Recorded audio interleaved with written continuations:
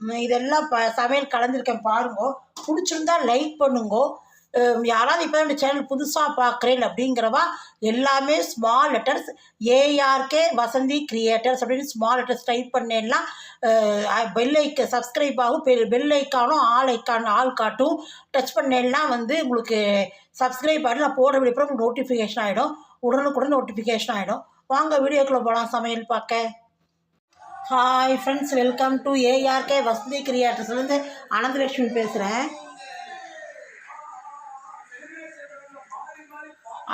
அனைவருக்கும் கணுப்பண்டிகை நல்வாழ்த்துக்கள். இன்றைக்கி எல்லாருமே காக்காப்படி கணுப்படி வச்சுருப்போம். அதனால் இன்றைக்கி இது கலந்த சாதம் தான் பண்ணணும். எலுமிச்சம்பழ சாதம், தேங்காய், அப்புறம் அவள் விருப்பம் கொத்தமல்லி சாதம் அப்படிலாம் பண்ணுறா. நான் எலுமிச்சம்பழ சாதம், தேங்காய் சாதம், புளி சாதம், அப்புறம் கல்கண்டு சாதம், தயிர் சாதம் தான் பண்ண போகிறேன். அதுக்கு பால் விட்டுருக்கேன். ஒரு அரை டம்ளர் பால் விட்டுருக்கேன். வெங்கலப்பானையில் நான் வெங்கலப்பானையில் பண்ண போகிறேன். அதுக்கு பருப்பு எதுவும் தேவையில்லை, அரிசி மட்டும் போதும். அரிசி, கல்கண்டு, ஜாதிக்காய், அப்புறம் ஏலக்காய், நம்ம விருப்பப்பட்டால் நம்ம இது போட்டுக்கலாம், குங்குமப்பூ போட்டுக்கலாம். அது நம்மளுடைய விருப்பம்தான்.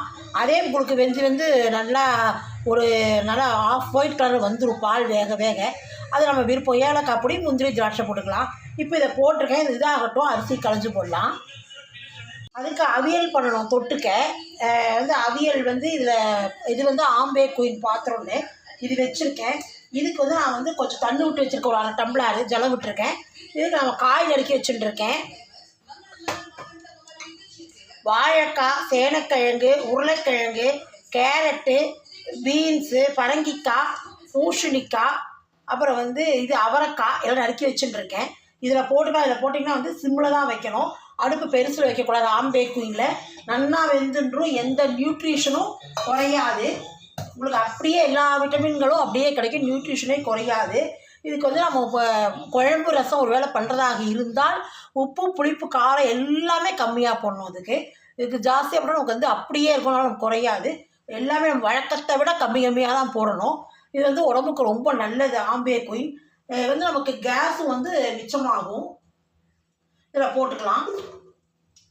ஜனம் சூடாக எடுத்து இதில் நமக்கு கேஸ் நமக்கு ஒரு 10 நாள் சேர்ந்து வரும்.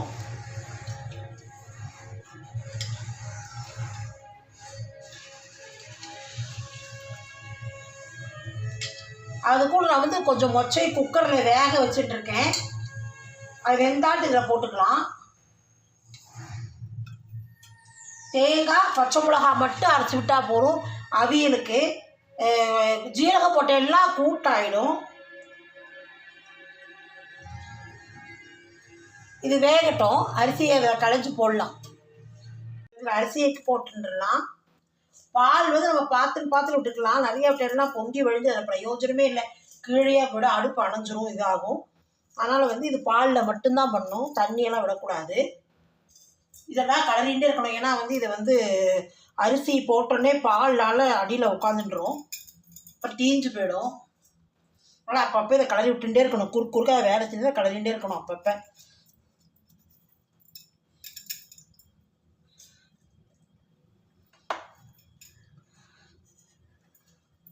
தீஞ்சு போடுச்சுன்னா அப்புறம் தீசல்னா வாசனை அடிக்கும், சாப்பிடவே முடியாது.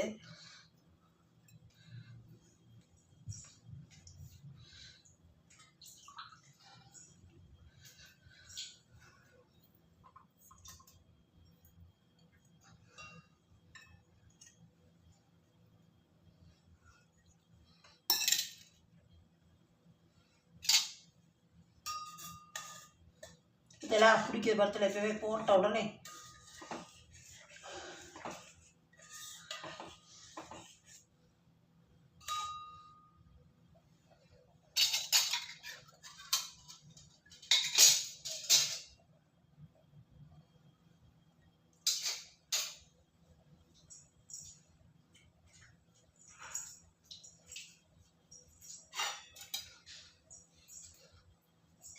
நான் காய்ச்சல ஒரு 1/2 லிட்டர் பால் வச்சுட்டுருக்கேன். அதை விட்டுக்கலாம். கொஞ்சம் கொஞ்சம் அப்பப்போ விட்டுக்கலாம்.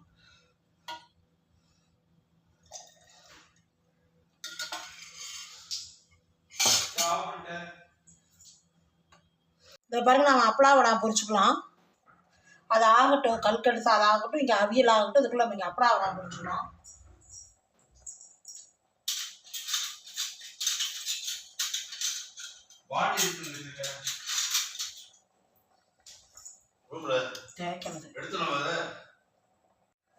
இதோ பாருங்க, இது வந்து அரிசி அப்பளம்.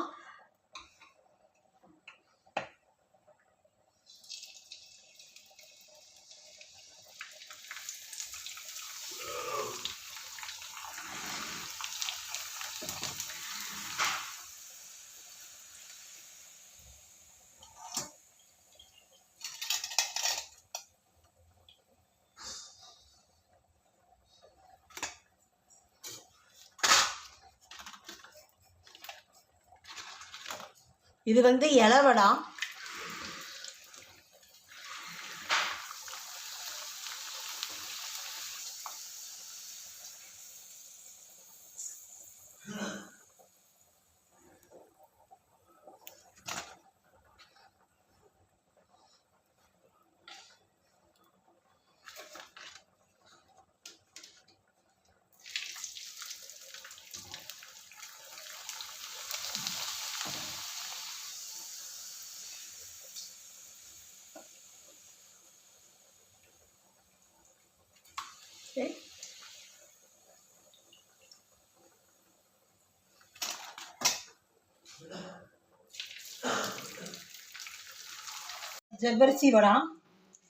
ஜவ்வரிசி வடை வச்சுருக்கேன்.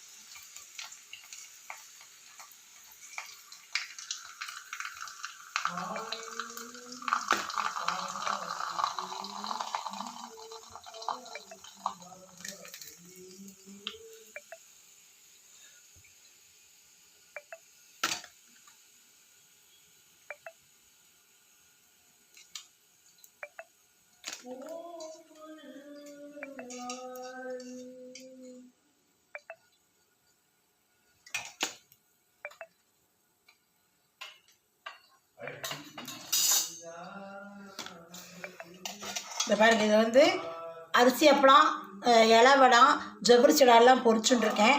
அடுத்து அவியலுக்கு பண்ணிவிட்டு இந்த கல்கண்டு சாத்தை பண்ணி காட்டுறேன், அவ்வளோதான். இப்போ இதில் கொஞ்சம் பால் விட்டுக்கலாம். இன்னும் முக்கால்வாசி வந்துட்டு இன்னும் கொஞ்சம் வேகட்டும்.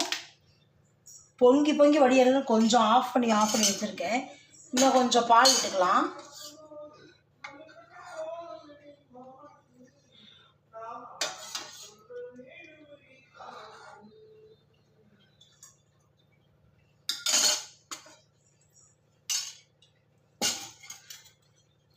இதோ பாருங்கள், ஒரு 7-8 இது வந்து ஸ்ட்ரிங் வந்து குங்குமப்பூ வச்சுருக்கேன், அதுலேயே போட்டுடலாம்.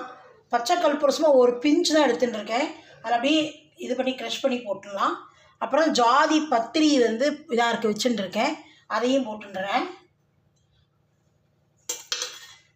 இப்போ இது கொஞ்சம் வேகட்டும். அதுக்குள்ளே வந்து இங்கே அவியல் வந்து நமக்கு காயெல்லாம் வெந்துருது. இது சட்டுன்னு ஆகிடும். ஆனால் வந்து நம்ம எல்லாமே கம்மியாக தான் போடணும். இப்போ 2 மிளகா போடுவோம் சமையலுக்குன்னா, அரை மிளகா போட்டால் போடும். புளி வந்து நம்ம ஒரு 100 ml விடணும்னு வச்சுக்கோங்களேன், ஒரு 20 ml விட்டால் போகிறோம். அப்படியே இருக்கும். இப்போ நியூட்ரிஷன் குறையவே குறையாது. பாருங்க, காய்கறி எல்லாம் காட்டுறேன் பாருங்க. இது பாருங்கள், கேரட் பாருங்கள் எப்படி கலராகவே இருக்கு பாருங்கள். கேரட் அதே கலருக்கு எல்லாம் அப்படியே இருக்கும், குழஞ்சிருது நல்லா. உப்பு போட்டுக்கலாம். உப்பு காரம் எல்லாமே கம்மியாக தான் போடணும். உப்பு கம்மியாக தான் போடணும்.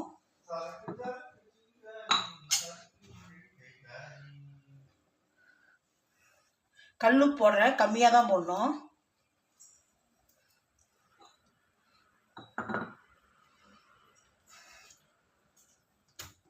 இதை அரைச்சின்னு வந்துட்டேன். இதுக்கு வந்து வெறும் தேங்காய், பச்சை மிளகா மட்டும்தான்.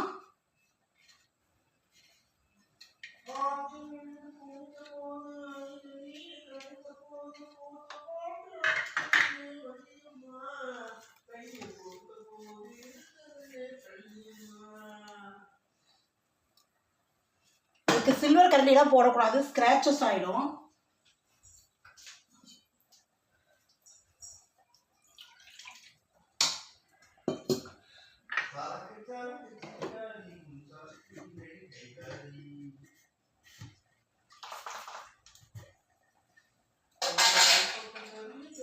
கொஞ்சமாக விட்டுக்கலாம்.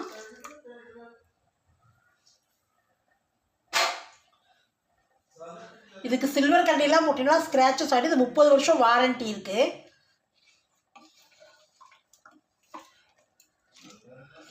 நம்ம மோர் வந்து விருப்பம் வேணும்னா விட்டுக்கோங்க. எங்களுக்கு கொஞ்சம் மோர் விட்டால் பிடிக்காது, அதனால் நாங்கள் வந்து மோர் விட்டுக்க மாட்டோம். இப்படியே அந்த காய்கறி இதோடையே வந்து சாப்பிட்டுப்போம். தேங்காய் எண்ணெய் மட்டும் மேலே விட்டால் போதும். தேங்காய் எண்ணெய் தாளித்து கொட்டக்கூடாது, கடுகெல்லாம் தாளித்து கொட்டக்கூடாது. இது அப்படியே 2 கொதி கொதிக்கட்டும்.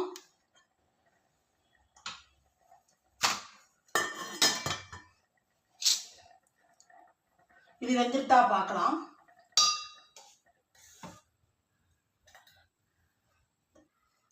கல்கண்டு சாதம் நல்லா வெந்துடுத்து.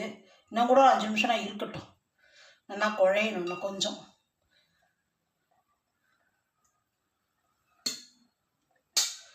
கொஞ்சம் இருக்கட்டும். இதை பாருங்கள், மொச்சையை வேக வச்சுட்டு இருக்கேன். இப்போ சீசன் இல்லையா, பச்சை மொச்சை, அதனால் அதை வேக வச்சேன். இதில் வேகாது அப்படின்னு சொல்லிட்டு அதையும் போட்டுடலாம். மறந்து போயிட்டேன். இப்போ தான் உப்பு காரம்லாம் அதில் ஏறும். நல்லா கலந்துட்டு என்ன கொதி வரல, இப்போ தான் அரைச்சி விட்டுருக்கேன்.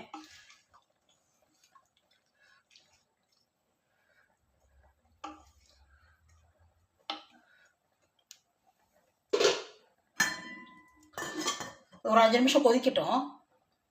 இவ்வளோ கல்கண்டு போட்டுடுறேன். இது எப்படியே போட்டுறேன், ஒன்றும் ஆகாது. இது வெங்கலப்பானை தான், அதை அப்படியே கரைஞ்சிடுறோம்.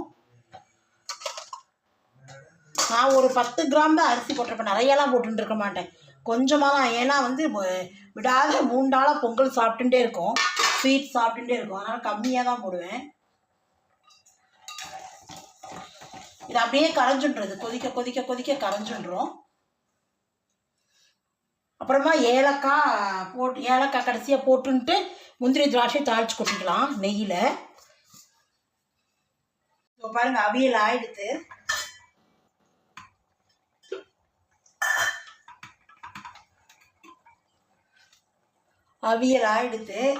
அப்புறம் கிண்ணத்தில் காட்டுறேன்.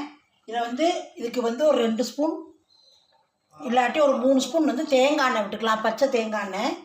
இது தாளிச்செல்லாம் கொட்ட வேண்டாம், கடுகெல்லாம் அப்படியே மூடி வச்சுட்டா அந்த வாசனை கும்முன்னு இருக்கும்.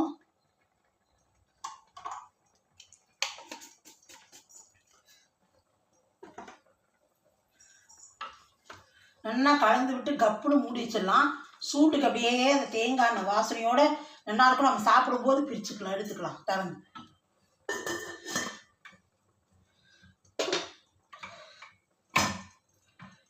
இப்போ இதுக்கு வந்து இது ஆயிடுத்து, கல்கண்டு சாதம் ஆயிடுத்து பாருங்கள். கல்கண்டு பூரா போட்டது பூரா கரைஞ்சிடுத்து பாருங்கள்.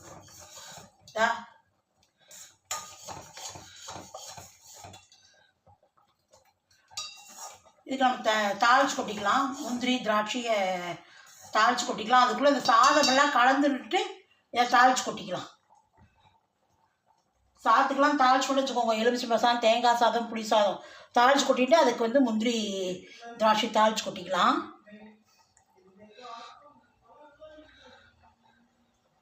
முதல்ல தயிர் சாதம் தாளிச்சு கொட்டிக்கலாம்.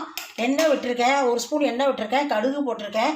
இது வந்து ஆயிடுத்து. இதை ஆஃப் பண்ணிவிட்டு இதை அடுப்பு ஆஃப் பண்ணிவிடுவோம். நல்லா கரைஞ்சிருது. அத்தனை கல்கண்டும் கட்டி கட்டியாக போட்ட பார்த்தேல, எப்படி கரைஞ்சிருது பாருங்க. இப்போ நீங்கள் குக்கரில் வைக்கிற மாதிரி இருந்ததுன்னா அது எடுத்துட்டு நீங்கள் பவுட்ரு பண்ணி போட்டு தான் கலக்கணும். நான் வந்து வெங்கலப்பானில் வைக்கிறனால அது அப்படியே கரைஞ்சிடும். அந்த சூட்டுக்கே வந்து ஃபுல்லாக அப்படியே கரைஞ்சிடும். முதல்ல தயிர் சாதம் தாளிச்சு கொட்டிக்கலாம். ஏன்னா அதுக்கு வந்து மஞ்சப்பொடி ஆகிடும். அப்புறம் தயிர் சாதம், தேங்காய் சாதம் தாளிச்சு கொட்டின்ட்டு அப்புறம் எலுமிச்சை சாதம், புளி சாதத்துக்கு வந்து நான் எப்போதும் வழக்கமாக சொல்கிற மாதிரி தான். நான் வந்து புளிக்காய்ச்சல்லாம் காய்ச்சி வச்சுக்க மாட்டேன், அது செலவாகாது. அதனால் வந்து இன்றைக்கி வந்து பச்சை புளி வச்சு ஒரு இவ்வளோ இருக்கும் புளி வச்சு ஒரு 2 வரமிளகா உப்பு வச்சு அரைச்சிட்டு இருக்கேன். பெருங்காய பொடி போட்டுக்கலாம். இந்த பாருங்கள், இதுக்கு வந்து ஒரு ஆறுக்கு இது எடுத்துகிட்டு இருக்கேன் கருவேப்பிலை. இவ்வளோ நீளத்துக்கு இஞ்சி சீவி அலம்பி நறுக்கின்னு இருக்கேன். ஒரே ஒரு பச்சை மிளகா போட்டுருக்கேன். 1 ஸ்பூன் தான் தயிர் விடணும், மீதியெல்லாம் வந்து பால் தான் விட்டுக்கணும். நாம் உடனே தான் சாப்பிட போகணும். இங்கே ட்ராவலுக்கு கொண்டு போனாலும் அப்படி கொண்டு போங்க.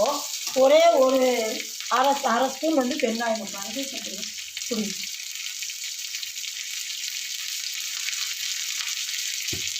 ஒரு அரை ஸ்பூன் மட்டும் போடலாம் பெருங்காயம்.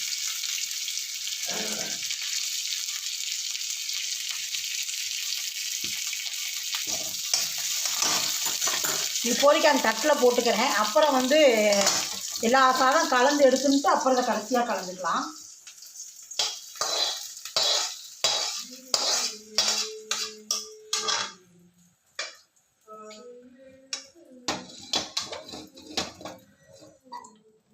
இப்போ இது வந்து நம்ம தேங்காய் சாதத்துக்கு தாளிச்சு கொட்டிக்கலாம். இப்போ பாருங்கள், தேங்காய் துருவி வச்சுட்டுருக்கேன். ஒரு 2 இதில் மட்டும் 2 கரண்டி மட்டும் போட்டுட்டா போகிறோம். ஏன்னா நான் வந்து சாதம் ஒரு வேளைக்கு தான் கலக்கிறனால கம்மியாக தான் கலக்கிறேன். கடுகு போட்டுக்கலாம்.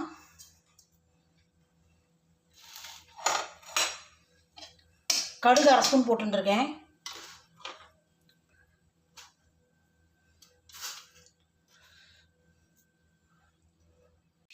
கடுகு வெடிக்கிறது. கடலைப்பருப்பு அரை ஸ்பூன், உளுத்தம்பருப்பு அரை ஸ்பூன் போட்டுக்கிறேன். இதுக்கு வந்து ஒரு ஆறுக்கு கருவேப்பிலை, ஒரு 2 பச்சை மிளகாய் அரிசி வச்சுருக்கேன்.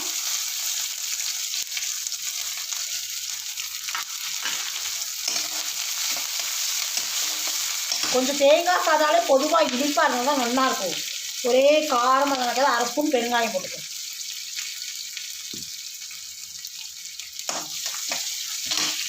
இப்போ நம்ம வந்து 2 கரண்டி தேங்காய் போட்டுக்கலாம்.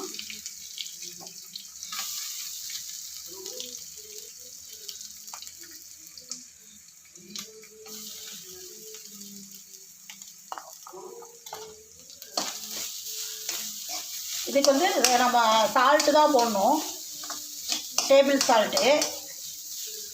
அது போட்டுக்கலாம்.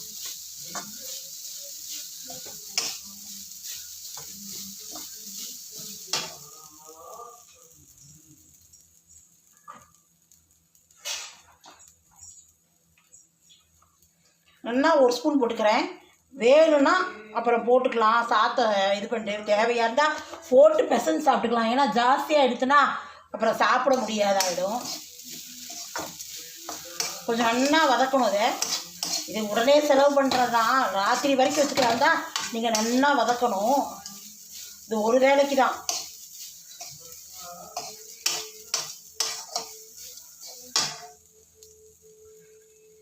கடுகு வெடிக்கிறது. கடலைப்பருப்பு உளுத்தம்பருப்பு போட்டுக்கலாம். அரை ஸ்பூன் போட்டுக்கிறேன்.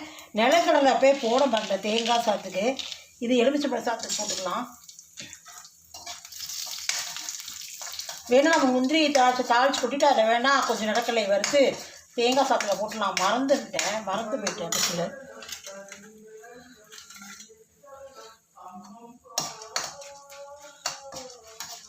வந்து ஒரு பச்சை மிளகா, ஒரு ஆறு கருவேப்பிலை இருக்குது.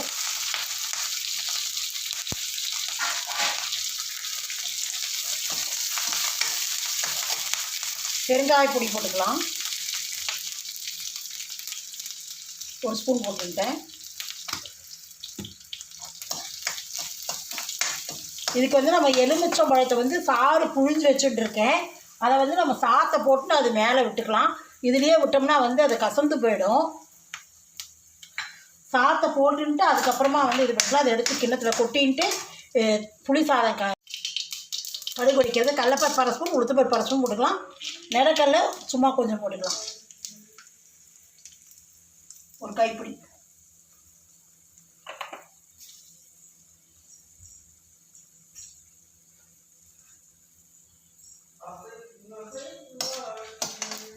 இதை அரைச்சி வச்சுட்டுருக்கிற இந்த புளி காய்ச்சல் போட்டுக்கலாம்.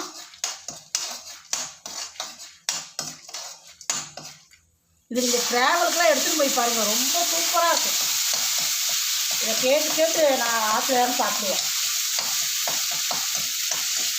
இது ஊற நல்லா நல்லெண்ணெய் மேலே விட்டு பிசைஞ்சு எங்கேயாவது ஒரு வேளை மத்தியானம் நீங்கள் சாப்பிட போகிறேன் நாங்கள் அடுத்த நாளாக சாப்பிட்டு ஒரு நாள் தான் சாப்பிட்ருக்கோம்.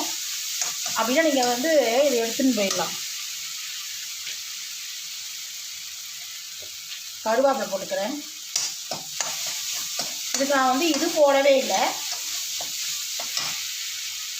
பெருங்காயம் அரைக்கலை. இப்போ தான் பெருங்காயம் போட்டுக்கணும். பெருங்காயம் என்னென்னா கோபுரமாக ஒரு ஸ்பூன் போட்டுக்கிறேன்.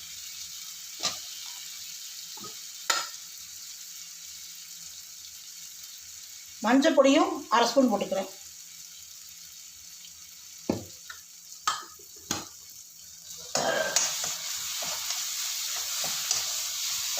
கொஞ்சம் நல்லா சுருளை வதக்கிட்டேன்னு வச்சுக்கோங்க, கிடையவே கிடையாது. பச்சை புளியில் இல்லை சொல்கிறேன், அப்படிலாம் ஒன்றுமே இல்லை, ரொம்ப நல்லா இருக்கும். கொஞ்சம் நல்லா சுருளை வதக்கிக்கணும். இதுக்கு மேலே வந்து சாதம் கலந்தாட்டு நல்லெண்ணெய் விட்டு கலந்து வச்சுக்கோங்க, ரொம்ப நல்லா இருக்கும். எடுத்துன்னு போயிட்டீங்கன்னா ஒரு 5 மணி நேரம் கழிச்சு சாப்பிட்டேன்னு வச்சுக்கோங்க, சாதம் அமிர்தமாக இருக்கும்.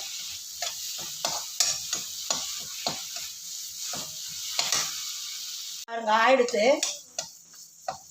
இது எங்கள் அப்பா பக்கம் வந்து இப்படி தான் புளி காய்ச்சலே காய்ச்ச மாட்டான். 7 பாட்டிமாருங்க, எங்கள் தாத்தா கூட பிறந்தவா 6-7 பேர். அவளால் வந்து பாட்டிமாருங்க எல்லாருமே இதைத்தான் பண்ணுவோம். யாருமே புளி காய்ச்சல்னால எதுக்கு புளி காய்ச்சல் காய்ச்சிட்டு இருப்பாங்க. இந்த டக்குன்னு பண்ணிவிடுவோம், ரொம்ப நல்லா இருக்கும். இது பண்ணி பாருங்கள், பண்ணி சாப்பிட்டு பாருங்கள். அதுவும் எங்கேயாவது ட்ராவலுக்கு எடுத்து போகிறேன்னா கண்டிப்பாக அதை எடுத்துன்னு போய் பாருங்கள். மேலே நல்லெண்ணெய் விட்டு பிசைஞ்சு எடுத்து அப்படியே வச்சுட்டு ரொம்ப நல்லா இருக்கும். இப்போ தாளிச்சு கொட்டலாம். முந்திரி திராட்சை, நாங்கள் ஏலக்காய் பொடி போட்டுக்கலாம். அதெல்லாம் போட்டோம். பச்சை கற்பூரம், ஜாதி பத்திரி எல்லாம் பொடி பண்ணி போட்டுன்ட்டேன். அதை அப்புறம் வந்து இது போட்டுட்டேன், குங்குமப்பூ போட்டுருக்கேன். இப்போ ஏலக்காய் பொடியும் போட்டுன்ட்டேன். எல்லாம் சாத்தை கலந்துன்னு காட்டுறேன். எல்லாம் தாளிச்சு கொட்டி வச்சுருக்கேன். பாருங்கள் எப்படி இறுகிடுது பாருங்கள், அவ்வளோ பால் விட்டு.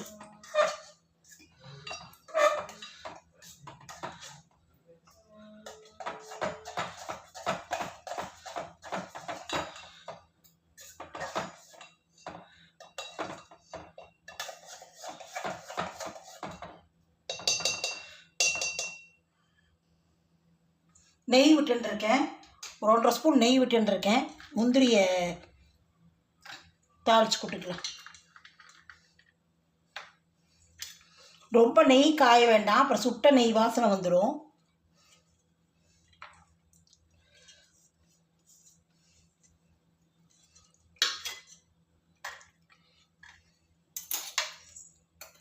ஒரு 10 முந்திரி எடுத்து உடச்சி போட்டுருக்கேன். கொஞ்சம்தான்,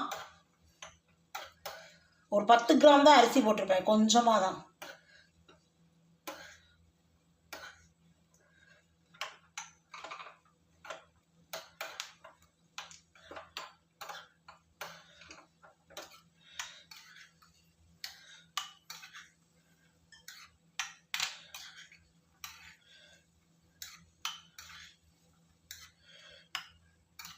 இதை விட்டுடலாம்.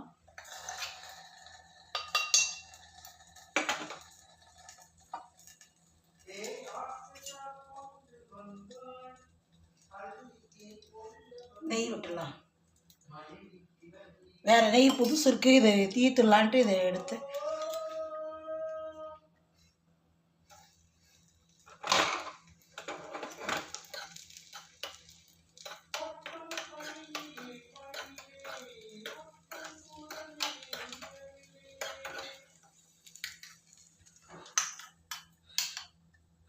இதுக்கு நம்ம தேங்காய் சாத்துக்கு இது போட மறந்துட்டேன் நான், நிலக்கடலை. இதில் கொஞ்சம் வறுத்து அதில் போட்டுடலாம். அது ஏற்கனவே ரோஸ்டடு தான்.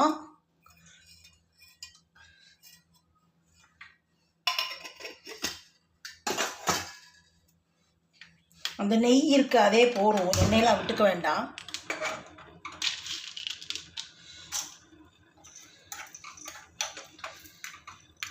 சத்தம் பேர் அடுப்பு ஆஃப் பண்ணு.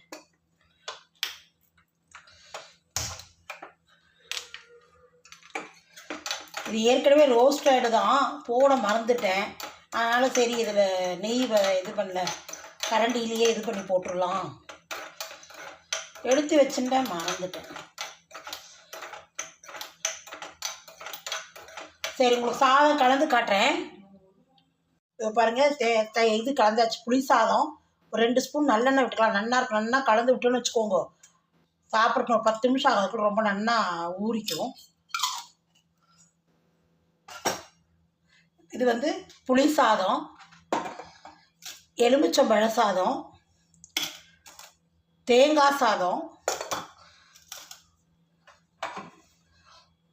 தயிர் சாதம், அவியல், கல்கண்டு சாதம்,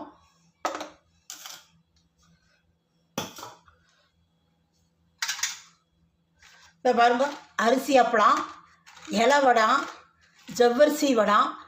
பாருங்க, பிடிச்சிருந்தா லைக் பண்ணுங்க.